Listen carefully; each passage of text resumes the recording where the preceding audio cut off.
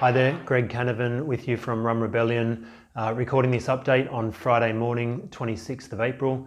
Haven't been with you for a couple of weeks. We had the Easter break, and over that time, stock markets have continued to rally.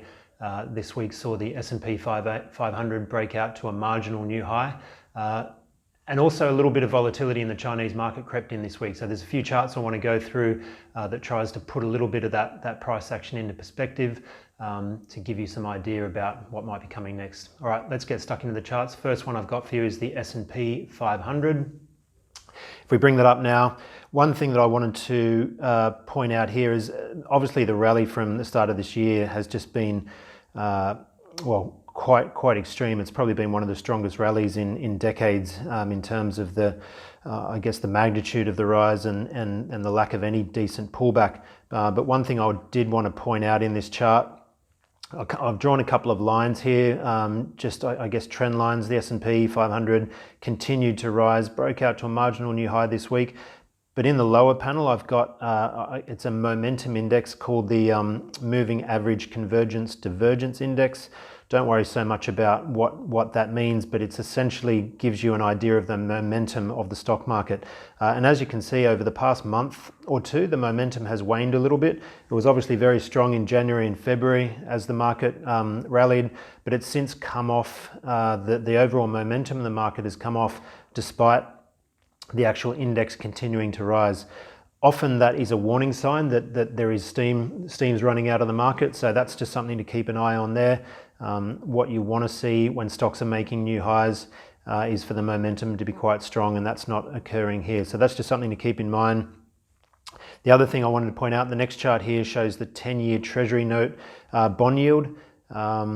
Interesting thing here is back in 2018, in early October, when the market put in its new all-time high, bond yields were breaking higher as well, which is what you sort of want to expect in a strong economy.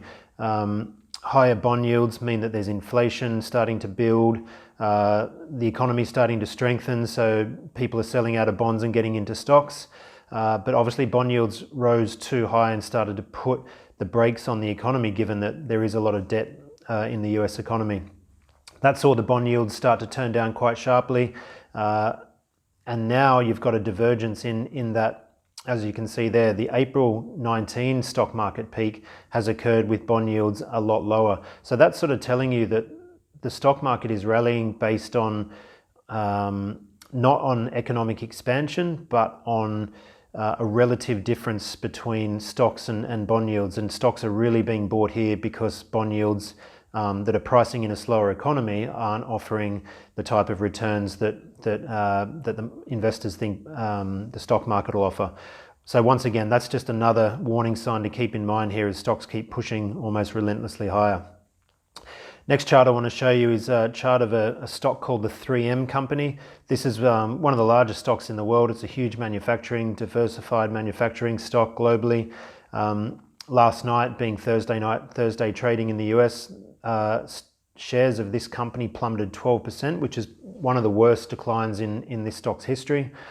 Interesting thing about this company is it's got a lot of exposure to China. Has I think over a third of its sales are in the Asia Pacific region, and much of those relate to China.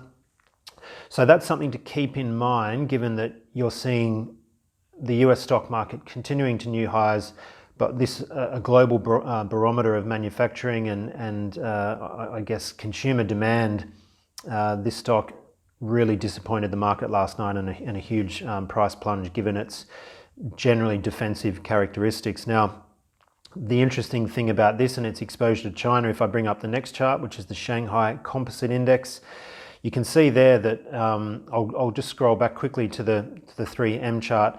You can see that it peaked in January of 2018, corrected down throughout 2018 and then rallied back. Now, if we go to the Shanghai index, you can see that it peaked in January 2018, corrected all the way through to 2018 and has rallied back to highs. Shanghai was actually down 4.7% this week on concern that China will not maintain the amount of stimulus spending that it has done so far this year. The index is still above 3,000 points, which I think is the line in the sand, and I've spoken about this in previous updates.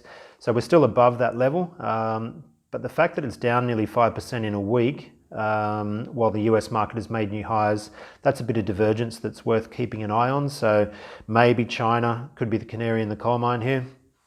And following on from that, the next chart is the Aussie dollar, and you can see that that's fallen quite sharply this week as well. So there is a little bit of concern in global markets about the, I guess, ongoing expansion in China. The Aussie dollar is very sensitive to China, so that's something to keep an eye on. The Aussie dollar is very close to breaking down to new multi-year lows, and if that's the case, that's certainly not indicative of a strong global expansion. So what is keeping markets strong? Well, look, the next chart really tells you all you need to know. It's all about tech. This is the Philadelphia Semiconductor Index, often known as the SOX.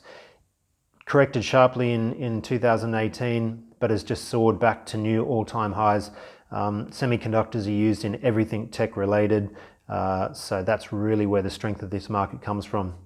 And if we zoom out a little bit and show you a longer-term chart of the SOX index, which is this next one I'm bringing up here, you can see that that is really a almost parabolic move, and parabolic moves do not tend to end well.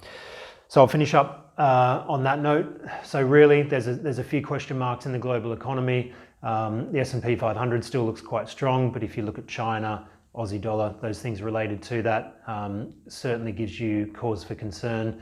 And really, the ongoing expansion is all about tech stocks. The question is, how long can that move last?